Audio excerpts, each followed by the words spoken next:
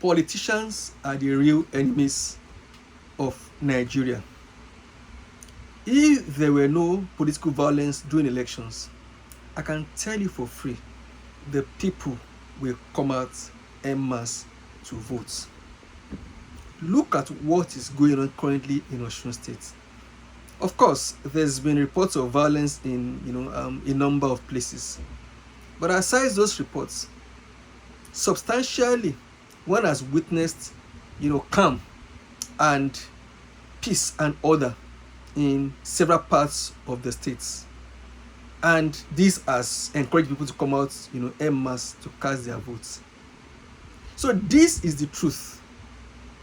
If there was nothing like political violence in Nigeria's election, the people will come out and they will vote massively. As a matter of fact, the number of vote cast in elections will be very close to the number of registered voters, because as many people who have received their PVC will be bold, and very happy to come out. As a matter of fact, our elections will be like a sort of carnival, where people would gather together around polling units, bring foods, bring mats, bring, if you may, music, and they will socialize together even while casting their votes. But this is the truth. Like I said at the beginning of this video, the politicians are the real enemies of Nigeria. They are the ones who seek to divide the people. Now, these politicians are really very unpopular people.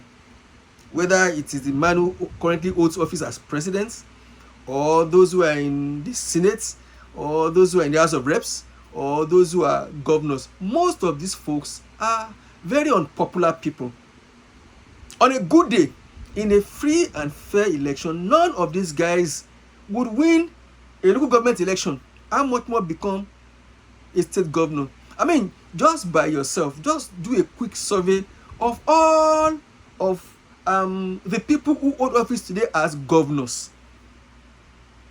Aside from a few here and there, who are very much in the minority, the majority are not people that you can consider as some of the finest brains in the country, or people with outstanding qualities or pedigree or track record that people have seen over the years, and that has informed people deciding that they want them to come and lead them in their state. No, these are just characters that have been beholden to political godfathers. These are just characters that have stayed loyal to some political forces, and they have been rewarded with political offices, even offices as high as office of a governor. So what am I saying? What is my thesis in this video? This is my thesis. If there were no violence in our elections, wow, ladies and gentlemen, Nigeria will have one of the finest democracies on the African continent. But tragically, what has been our lot? What has been our lot is that very unpopular politicians deliberately and intentionally deploy violence in elections to ensure that those who should vote do not come out. Well, that's very few group of people who are their loyalists come out, cast a few votes, and they are declared the winner. I mean, look at the last presidential election. The man who finally won, and who is today the president of Nigeria, won with just a little over 8 million votes in a country of over 200 million people, in an election where the number of registered voters was over 90 million. So put 8 million votes besides 90 million. 90 million people registered to vote in that election. Only 8 million people did cast their votes. I mean, let's assume that those votes were even valid votes and legit votes, and there was no rigging. Only 8 million people did cast their votes for the man who eventually won to rule over not just the 90 plus registered voters, but to rule over 200 million people. What an aberration. But sadly, that has been the Nigerian story right from way back.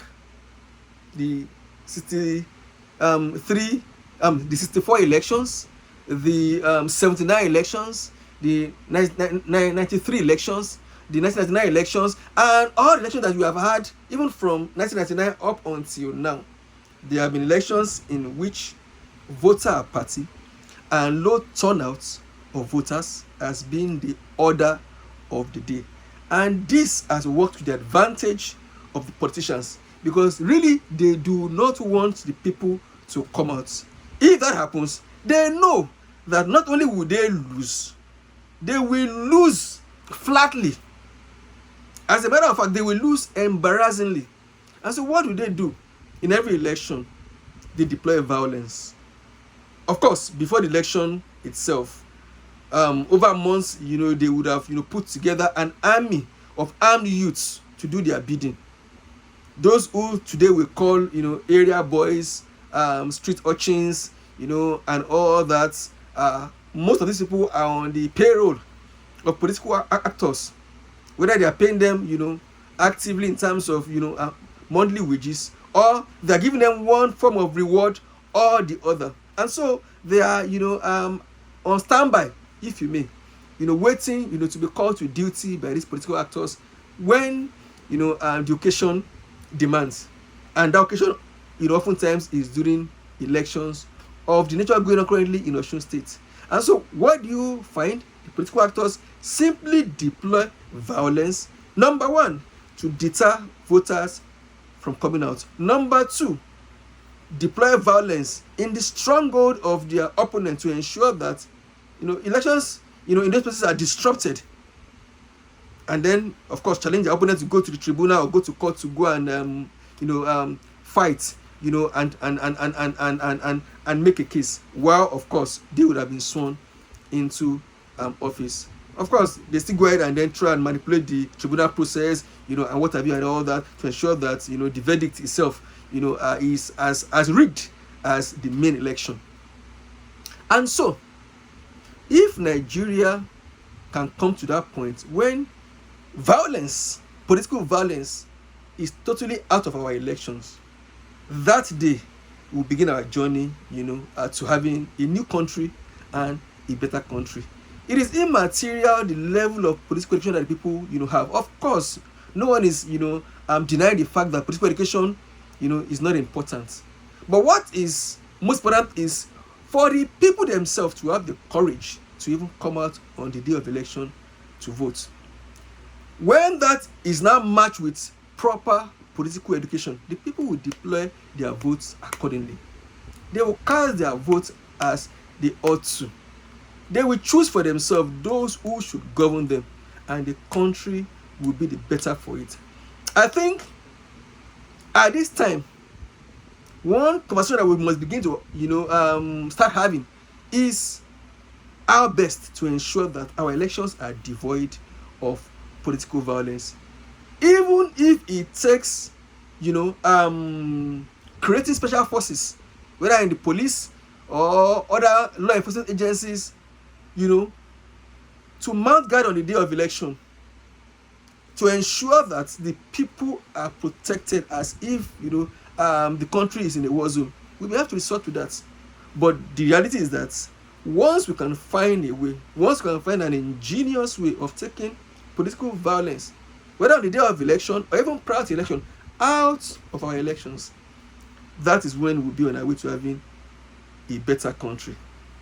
Once again, we commend the people of Osun for their resilience and their determination in ensuring that it is the person that they want who eventually is declared as their governor. Thank you for giving me your time. I will see you in my next video. My name is Dr. Olusola Adigbite.